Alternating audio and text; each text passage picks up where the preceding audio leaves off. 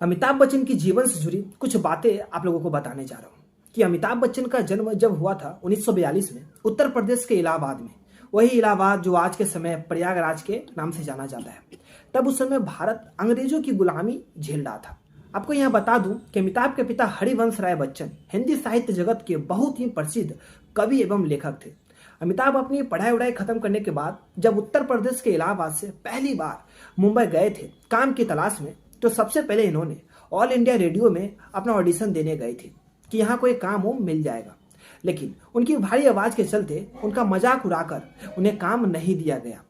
फिर इसके बाद अमिताभ कुछ सालों तक काम की तलाश में मुंबई में ही स्ट्रगल करते रहे और फिर इन्हें साल 1969 में एक फिल्म में काम करने का मौका मिलता है और वो फिल्म था सात हिंदुस्तानी। यह फिल्म सिनेमाघरों में जब रिलीज हुई तो ये बुरी तरह से फ्लॉप साबित होती है। इस फ्लॉप फिल्म के बाद भी अमिताभ की बैक टू बैक कुल 13 फिल्में आती है। हैरान की बात यहाँ पर यह है कि वो 13 फिल्में भी अमिताभ की फ्लॉप ही जाती है। इतने सारे फ्लॉप फिल्में होने के बाद अमिताभ की एक और फिल्म आती है 1973 में, जिसका नाम जंजीर था। यह फिल्म अमिताभ बच्चन के जीवन का टर्निंग पॉइंट था, क्योंकि ये फिल्म सिनेमाघरों में इतनी बड़ी हिट जाती है कि अमिताभ बच्चन इस फिल्म के बाद रातों रात स्टार बन गए थे।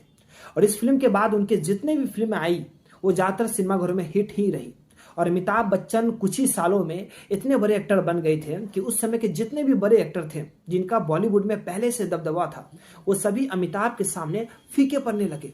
अमिताभ को जंजीर फिल्म मिलना भी एक किस्मत का ही खेल था, क्योंकि अमिताभ से पहले उस दौर के दो बड़े एक्टर को जंजीर फिल्म ऑफर हुई थी, धर्मेंद्र और राजकुमार को।